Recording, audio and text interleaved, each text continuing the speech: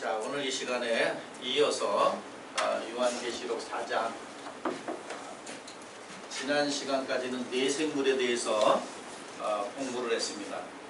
설명할 것이 많지만 그 내생물에 대한 설명을 또 자세하게 되면 진도가 안 나가니까 이 시간에는 유리바다에 대해서 유리바다. 계시록 4장에 보니까 보좌 앞에 유리바다가 있다 그랬어요.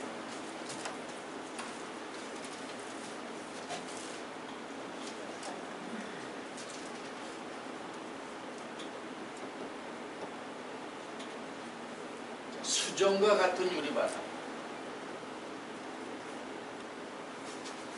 계시록 15장 이전에는 불이 섞인 유리바다라고 했어요.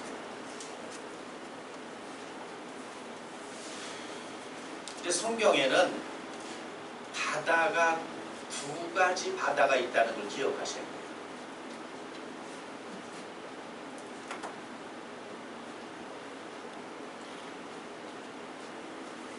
바다 하면은 이 바다가 제일 처음에 등장하는 것은 창세기 1장 9절이에요. 물들은 모인물을 바다라고 해서 모인물. 모인물을 바다라고 했다. 그럼 문자에 매여 있는 사람들은 물 하면은 그냥 물로만 생각하는데 성경에서는 물 하면은 그건 지식이라고 그러는 거예요. 지식. 그럼 모인물이라는 것은 다시 말하면 지식들의 모임이죠. 지식들의 모임이다 이거예요. 그런데 지식이 모아진 물이 크게 하나님의 물이 있고 이 세상의 물이 있는 거예요. 이 물을 다른 말로 하면은 우리는 진리라고 하는 거예요. 하나님의 말씀을 물로 비유할 때 하나님의 말씀을 진리다 이런 얘기죠. 진리. 그래서 비유풀이하는 데선 바다를 이렇게 세상이다 요것쪽으로만 하는 거예요. 세상.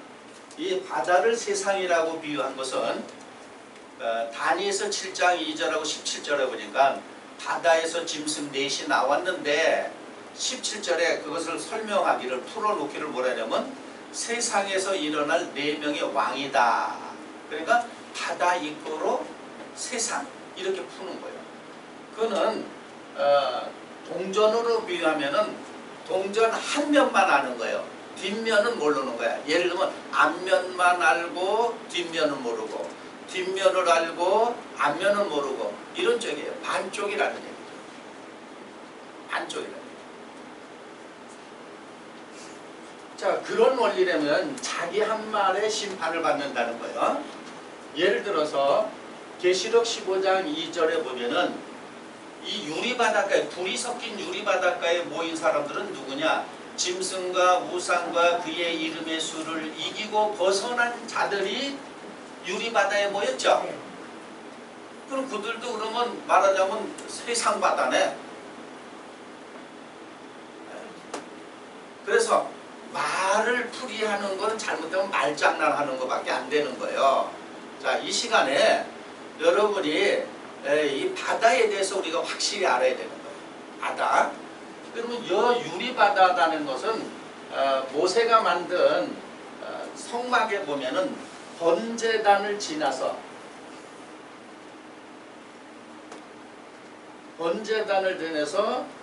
물두멍이 있었는데 노수로 만들어서 노바다라 이런 얘기도 하죠. 물두멍을. 이것을 사도 요한은 유리바다라서 비춰지는 것이다. 비춰지는 거야. 그래서 여기서 제사장들이 수족을 씻었어요. 수족을 씻었어요. 자, 그러면 수족을 씻었다는 얘기는 다시 말하면 몸을 씻은 거죠. 몸을 씻은 거야. 이게 그림자야. 근데 원래 씻는 거는 몸을 씻는 것이 아니라 우리 마음을 씻는 거예요.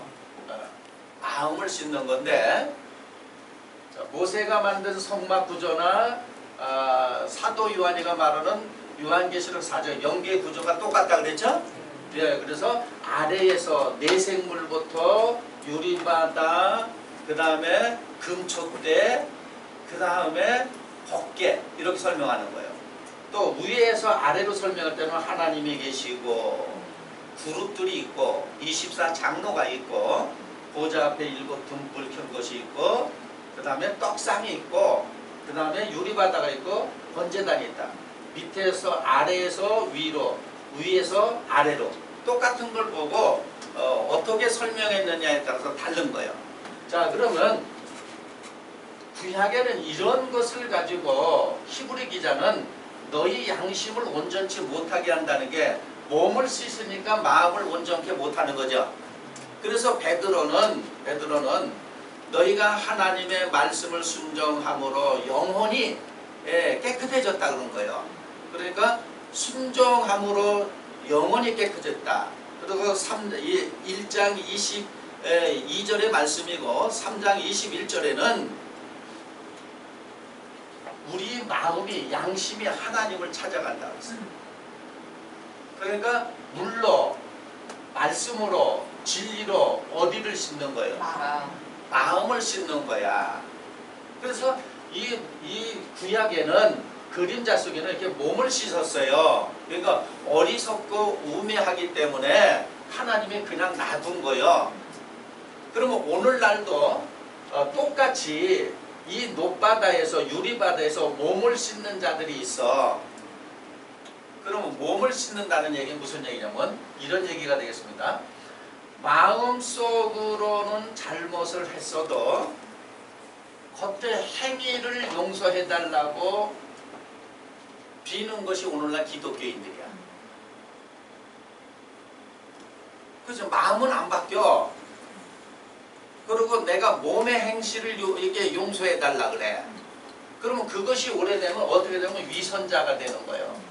그런 신앙이 오래가면 위선자, 외식하는 자, 위선자가 되는 거예요.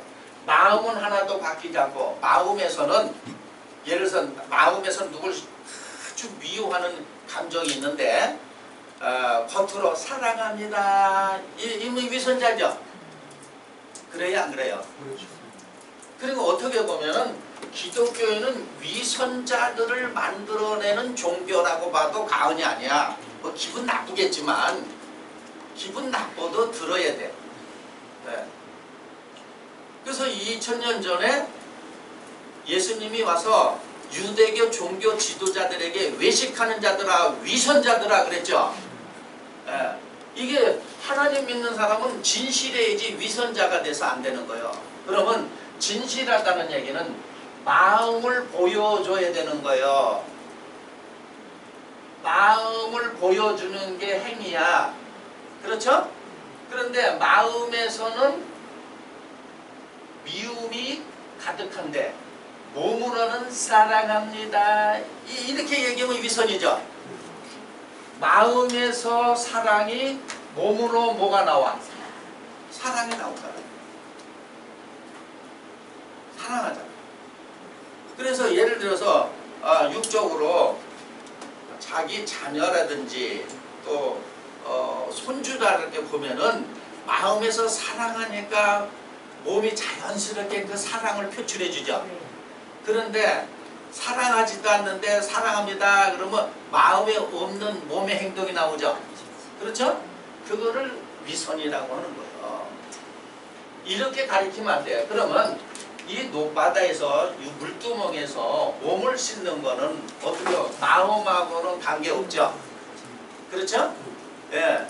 그럼 왜 이러냐? 왜 이러냐? 자, 내 생물을 통과해야 하늘나라를 들어가는데 내 생물이 영물이라 그러기 때문에 육으로 난 사람은 하늘나라를 못 들어간다 그래서. 그럼 비유하면은 영으로 거듭나서 진입을 했어. 진입을 했는데 영으로의 시작은 처음이죠. 그렇죠. 마치 뭐와 같으냐면 아이가 어머니 태 속에서 10달 있다가 세상으로 나왔어. 세상으로 나왔어. 그러면 세상으로서 나왔을 때 세상의 경험은 처음이죠. 그래서 그 아이가 나오자마자 세상에 있는 행동을 하는 게 아니라 배의 짓을 한다 그러죠. 네. 어머니 태 속에 있는 짓을 한다 그러죠. 네. 이런 것처럼 영으로 거듭났어도 거듭난 사람이 이제 거듭나기 시작한 생활이 시작이 되니까 영의 행동이 나오는 게 아니라 거듭나기 이전의 행위가 나오는 거예요. 그래서 몸을 뭐 하는 거예요? 씻는 거야. 거듭나기 이전의 행동들이 바로 뭐였냐? 몸을 씻었잖아요. 그런데 거듭났는데 영적으로 생활을 한 번도 안 해봤기 때문에 그 이전의 생활이 바로 뭐냐? 거듭나지 않았던 생활이죠. 그 생활을 여기서도 한다는 얘기야. 예. 그러니까 거듭난 사람도 한동안은 애굽의 사고를 갖고, 그렇죠? 예. 육체적인 사고를 갖고 마음에는 다른 마음을 가졌어도 겉으로는 의식으로 하나님 앞에 정결 예식을 한다는 거예요. 그게 바로 여기에 있는 거야. 그렇다면 이것이 주고자 하는 교훈은 오늘날 교회를 다녀도 마음은 껌껌한데 겉으로만 광명하고 양의 옷을 입은 사람 같으면은 구약의 제사장들 같이로 물두멍에서 수족만 씻고 있는 사람이죠. 그러면 여기서 첫날 뱃날 씻는다고 해서 돼요 안 돼요? 안 되는 거예요. 그런 교훈을 주는 거야. 그러면 이것을 확대 해석을 했을 때 자 모임물을 바다라고 한다. 지식들의 모임이라고 그랬어요.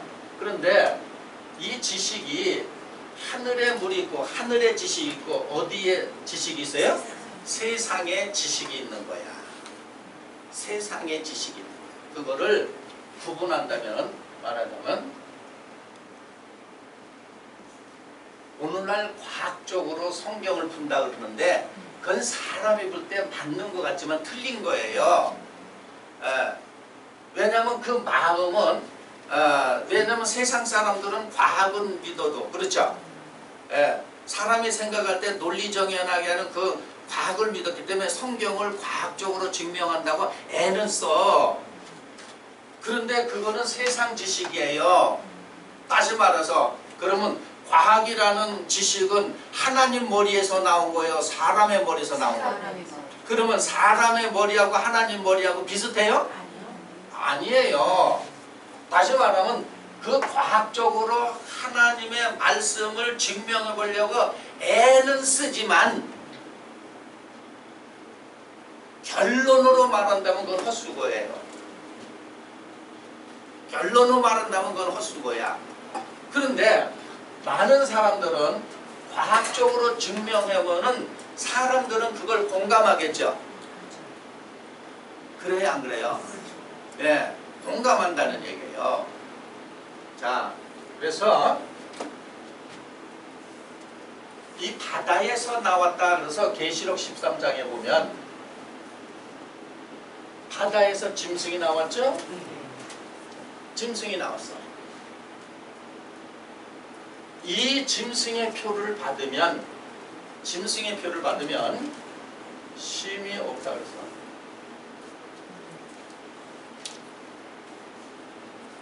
지혜 있는 사람은 이 짐승의 수를 세어봐라.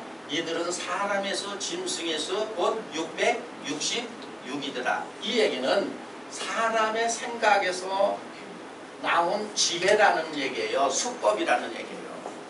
사람의 생각에서. 그러면 요 세상의 물은 다 사람의 생각에서 나온 지식이죠. 그렇죠? 그러면 여기서 계시록 13장 1절이나 다니엘서 7장 2절이나 그 17절에서 해석한 건 바로 뭐냐면 바다에서 짐승이 나왔다는 얘기는 그 사람들은 무슨 지식을 갖고 나왔다는 거예요. 세상의 지식. 예, 그걸 용이다, 옛뱀이다, 용이다, 마귀다, 사단이다 이렇게 얘기를 한 거예요. 그래서 요런 세상의 지식은 다시 말하면 하나님의 지식도 끝이 없어. 세상의 지식도 뭐가 없어? 끝이 없어.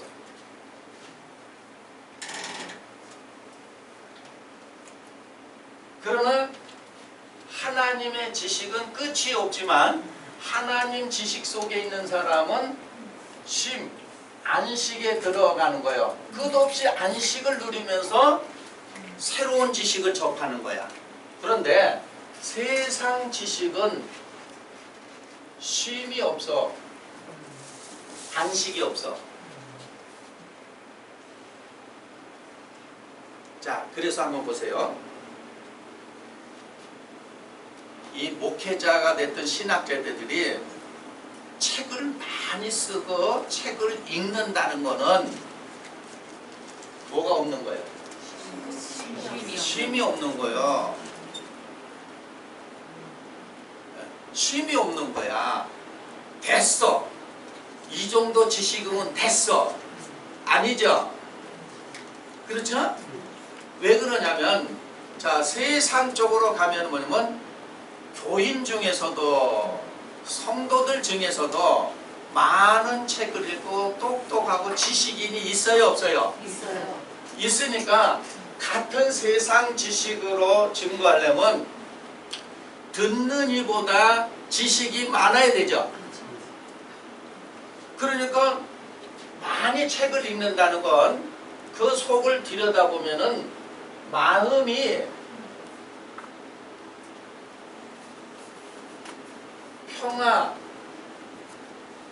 평안한 거예요? 불안한 거예요? 그렇죠. 불안한 거예요. 불안하기 때문에 뭘 읽어? 다시 말하면 염려가 되고 근심이 되니까 뭘 읽는 거예요? 책을 읽잖아요. 내가 설교할 때 불안해. 왜냐하면 교인들이 은혜가 안 될까봐 염려가 돼. 근심이 돼. 그러니까 뭘 읽어? 책을 읽죠.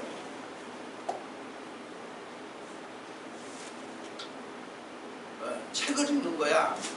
그래서 뭐 난 4만 권을 읽었느니 5만 권을 읽었느니 따지고 보면 그 사람은 심히 마음이 불안한 상태다. 책 한 권밖에 안 읽었다.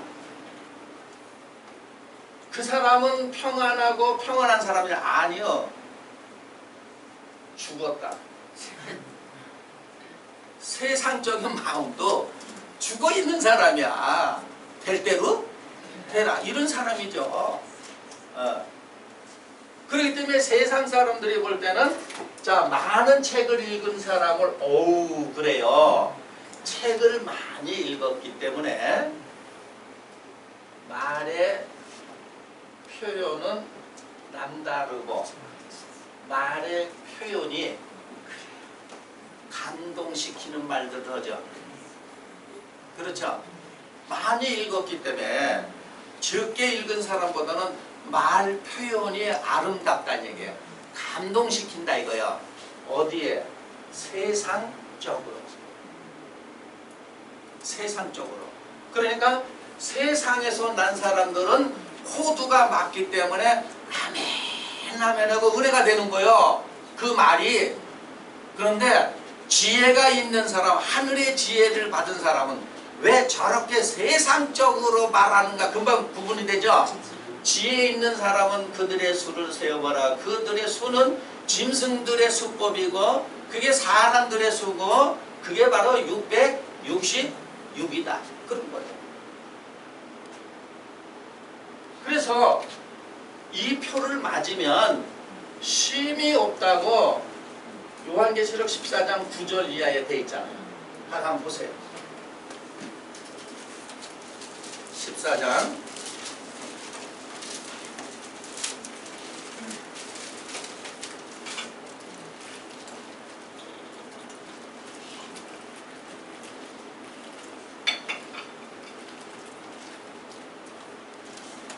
자, 9절서부터 봅니다.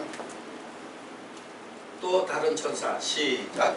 또 다른 천사 또 셋째가 그 뒤를 따라 큰 음성으로 가로되 만일 누구든지 짐승과 그의 우상에게 경배하고 이마에나 손에 표를 받으면 표를 받으면 그랬죠? 10절 시작. 그도 하나님의 진노의 포도주를 마시리니 그 진노의 잔에 섞인 것이 없이 부은 포도주라. 거룩한 천사들 앞과 어린 양 앞에서 불과 유황으로 고난을 받으리니 고난받는다 그랬어요? 11절 시작. 그 고난의 연기가 세세토록 올라가리로다. 짐승과 그의 우상에게 경배하고 그 이름의 표를 받는 자는 누구든지 밤낮 쉼을 얻지 못하리라 하더라. 네, 밤낮 쉼이 없다 그러죠? 이랬더니 무슨 어디 교육원 땡땡땡 온 사람들이 다 안수하고 뭐 했다고 그래. 그거는 삼류 코미디예요. 코미디 모르니까 또 그냥 그러잖아. 자,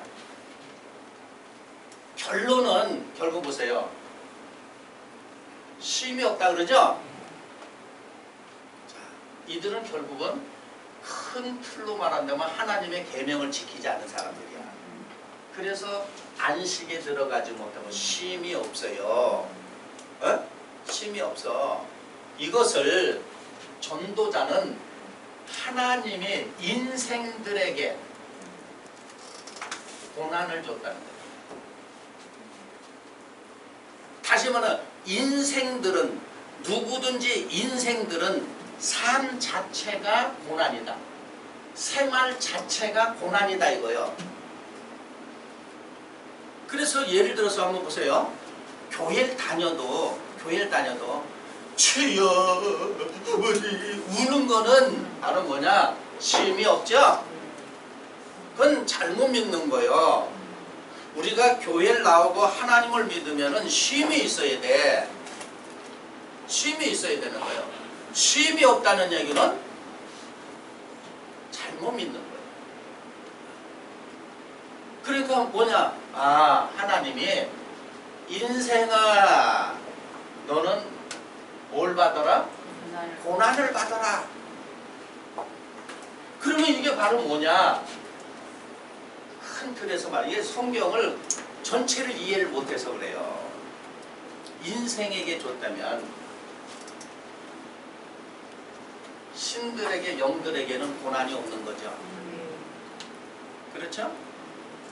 다시 말하면 거듭나면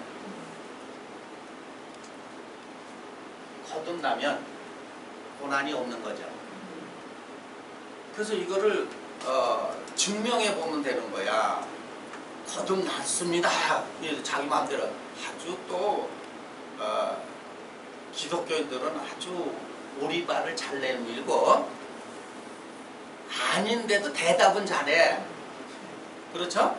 마치 이런 거 똑같아요. 자, 시험 100점 맞을 수 있습니까? 네! 그래놓고 빵점 맞아. 네는 해놓고 빵점 맞아. 거듭 나겠습니까? 아멘 하고 거듭 안 나. 그건 어떻게 보면 뻔뻔하다 그러잖아요. 이마가 굳고 하나님 백성들이 뻔뻔하다 그러는 거야. 거듭나면 고난이 없는 거야. 그러면 항상 다른 사람 보지 말라 그랬어요. 누굴 보라 했어요? 예, 자기 자신을 보면 돼. 그러면 삶이 지친다. 삶이 지친다. 그러면 심신이 지친다. 그러면 마음이 지치면 모두 지쳐. 그러면 마음이 지치지 않으면 몸은 지쳐야 안 지쳐? 안 지치는 거예요. 그래서 가끔가다 우리가 어디 식당이나 이런 데 가보면 90이 넘으신 분들이 주방에서 일하시는 분들이 종종 있어요. 아유 쉬시죠. 이렇게 나와서 일하시냐고 그러면은 쉬면 뭐래요. 그러면 그분은 마음은 쉬는 거죠. 일이 즐거운 거야. 일이 즐거우니까 마음이 쉬죠. 그러니까 몸에 해가 가요 안 가요? 근데 이런 분 있어요. 아휴 복도 없어. 이 나이 내 나이 90인데 남들은 팔자 좋게 여기저기 여행 다니는데 아휴 나는 나와서 주방에 나와서 일이나 하니 하면 마음이 상했죠. 모두 상해. 몸도 상해가지고 상한 몸 갖고 일하잖아요. 일하시는 분들 보면 어디 아프신 데는 없어요? 아 지금요? 이러잖아요. 어? 근데 마음 상한 사람은 뭐냐면 새끼들이라고 지 앞가림하기 바쁘죠. 뭐 늙은 건 쳐다보지도 않아요. 이런 사람은 어쩔 수 없어서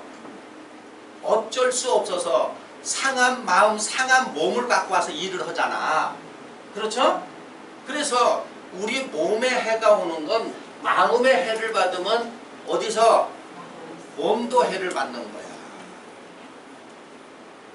마음이 해를 받으면 몸도 해를 받는 거예요. 어?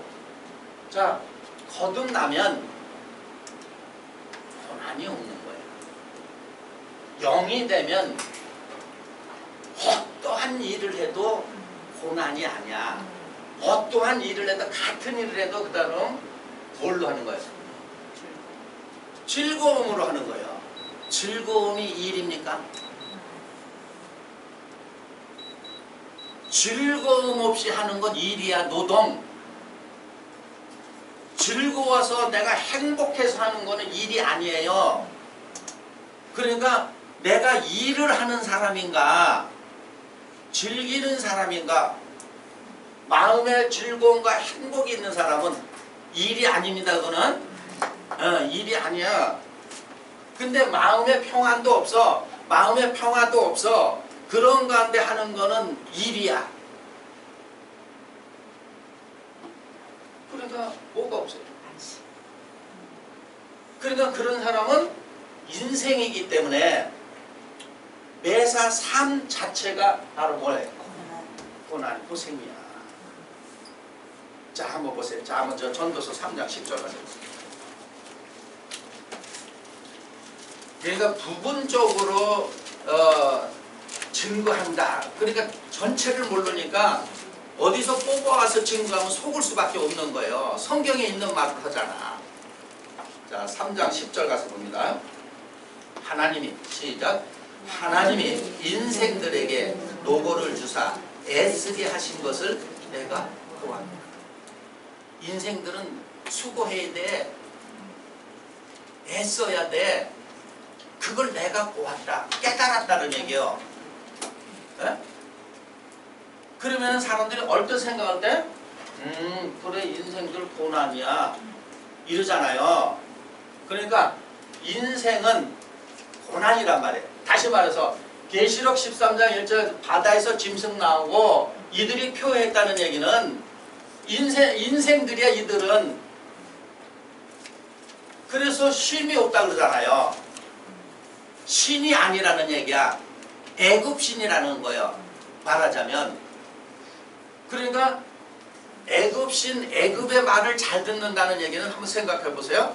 거듭나지 않으면 육에 속한 사람, 육체에 속한 사람은 영의 코드가 맞아요? 육의 코드가 맞아? 육의 코드가 맞아.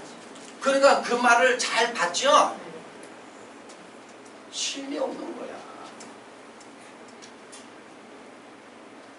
쉼이 없는 거야. 그러니까 예를 들어서 이 얘기입니다. 어떤 세미나나 부흥회나 뭐 수련회 가가지고 모든 세상 생각 다 끊고 거기서 불러 그러면 잊어서 순간만 행복한 거죠? 그렇죠?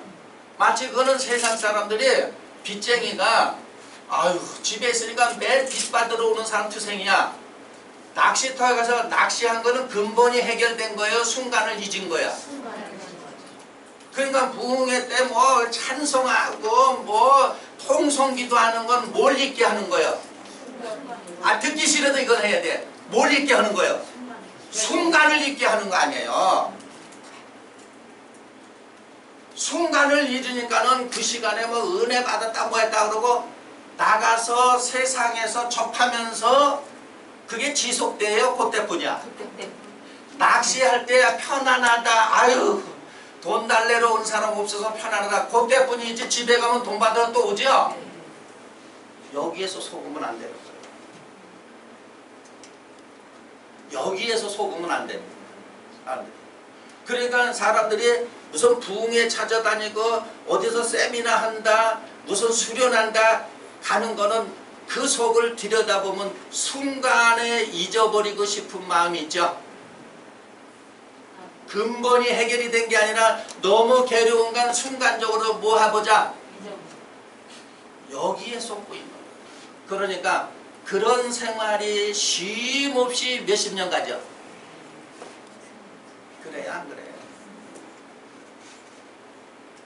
싫어도 어쩔 수 없어. 해야 되는 건 해야 돼요. 그런데 빠져서 허우적대고 못 나오잖아. 사람들이. 그러니까 무슨 뭐 휴거다 숫자 참원 온다 이래도 지 마음속에 쉼이 없으면 그것들은 다 거짓말이죠. 생각을 다 거짓말이에요. 그러면 뭐가 복이라 그러는가 보세요. 뭐가 복이라. 다시 한번 보시고요. 자, 시작. 하나님이 인생들에게 노고를 주사 애쓰게 하신 것을 내가 보았노라. 전도자가 깨달았다는 거예요. 그러면 우리 믿는 자들은 이걸 전부 깨달아야 되겠죠. 그럼 원래 하나님은 인생들에게 노고하고 수고하게 한 것이 아니었어요. 에레미야 애가 3장 33절 가서 보세요. 자, 보기로 이렇게 표시하고 다시 오니까. 이런 건 좀 여러분 제가 말로 하려고 해도 성경을 찾아보지 않았을 것 같아서 제가 찾아드리는 거예요. 에레미야 애가 3장 33절. 자, 시작. 주께서 인생으로 고생하며 근심하게 하심이 본심이 아니십니다. 인생에게 하나님이 인생들에게 고생하며 근심하게 하시며 본심이 아니야. 이 얘기는 하나님이 떠난 마음에는 고난이고 근심이에요.